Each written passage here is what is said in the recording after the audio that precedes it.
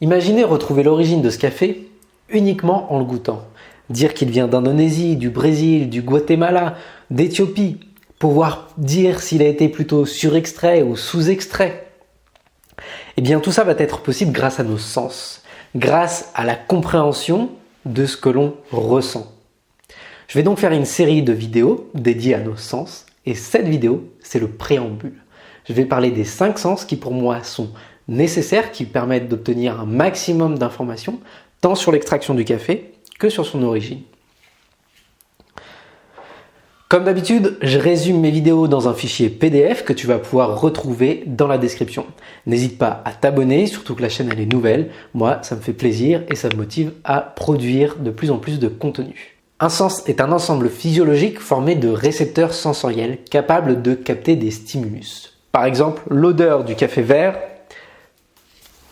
est captée par les cellules olfactives de mon nez.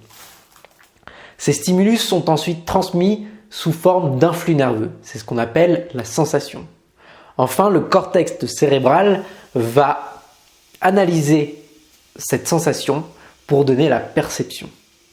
Et en fonction de nos expériences, on va pouvoir avoir des souvenirs et même avoir des émotions. Et ça, c'est cool quand même. D'abord, les photorécepteurs contenus dans la rétine nous permettent de voir. Qu'est-ce qu'on va voir avec nos yeux ? Eh bien, par exemple, pour le café vert, on va pouvoir observer le grain, on va pouvoir voir si c'est un arabica ou un robusta, on va pouvoir également observer s'il y a des défauts, ou alors pour un grain torréfié comme celui-ci, on va pouvoir observer la couleur. Bref, on va avoir déjà un certain nombre d'informations. Pour le café dans notre tasse, eh bien, ça va être la même chose. On va regarder la créma, sa couleur, sa persistance.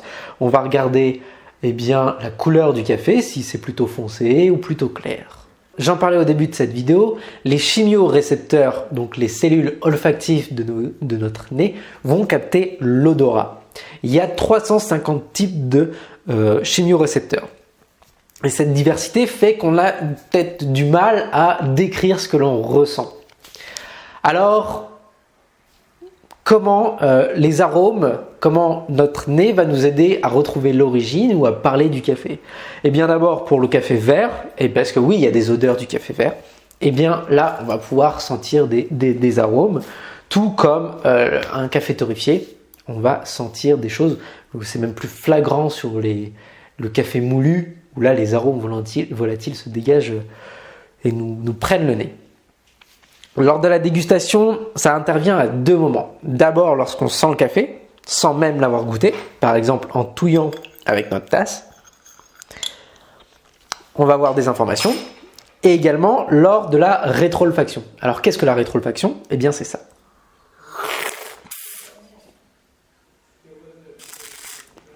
C'est le fait d'inspirer de l'air par la bouche afin que les arômes volatiles du café remontent jusqu'à nos chimiorécepteurs olfactifs. Et donc ces arômes contenus dans le café, elles vont nous donner de précieuses informations sur l'extraction ou sur l'origine du café. On va parler d'arômes, de notes aromatiques. Par exemple, l'arôme de café, l'arôme de vanille, l'arôme chocolat, l'arôme fruité. On va parler tout un tas de palettes aromatiques. Après avoir parlé des chimiorécepteurs olfactifs, on va parler des chimiorécepteurs gustatifs, qui sont captés par les bourgeons du goût contenus sur la langue. Donc vous connaissez sûrement les 5 saveurs, que ce soit l'acidité, l'amertume, le sucré, le salé ou l'umami. On va voir que c'est peut-être un peu plus compliqué que ça et qu'il y a peut-être d'autres saveurs. Néanmoins, les saveurs donc, qui sont contenues uniquement sur la langue, si je me bouche le nez, je vais pouvoir ressentir l'acidité, ressentir l'amertume. Eh bien, cette acidité et cette amertume, elles vont nous donner des informations précises, de précieuses informations sur l'extraction ou sur l'origine du café. On va voir également dans d'autres vidéos à venir que des récepteurs de l'amertume sont contenus un petit peu partout dans notre corps et pas uniquement au niveau de la langue. Je vous en parlerai plus en détail. Ensuite, on a les mécanorécepteurs qui vont nous renseigner sur le toucher, sur la texture du café. Je pense notamment au corps du café. Un café qui a beaucoup de corps comme un expresso, il va être lourd sur la langue, où on va pouvoir parler de l'huile, un café qui est plutôt huileux,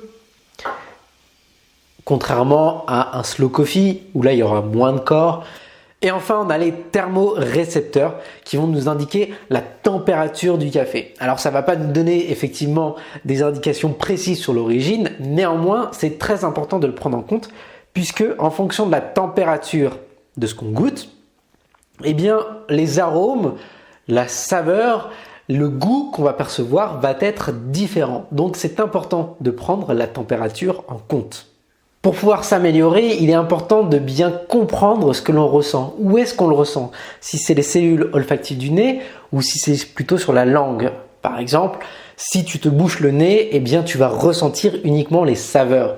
La plus grande difficulté, à mon sens, c'est le mélange température, les arômes dans le nez et les saveurs, où là c'est tout mélangé. Alors évidemment c'est mélangé parce que lorsqu'on boit du café, il y a une interaction entre tous nos sens. La perception d'un sens va pouvoir modifier la perception d'un autre sens. La pratique va permettre de mieux distinguer chaque sens. Néanmoins, il est possible de s'améliorer, dans une moindre mesure, de modifier la perception de nos sens.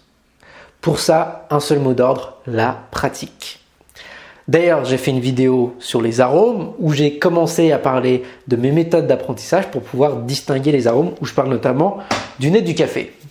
La réalité n'existe qu'à travers nos sens. Donc ce qu'on va décrire, ça va être quelque chose de subjectif.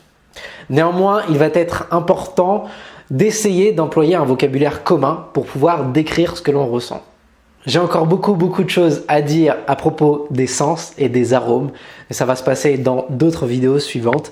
Maintenant, cette vidéo est terminée. Si tu as des remarques, des questions, ou si tu peux parler de comment toi tu perçois le café, eh bien ça se passe dans l'espace commentaires.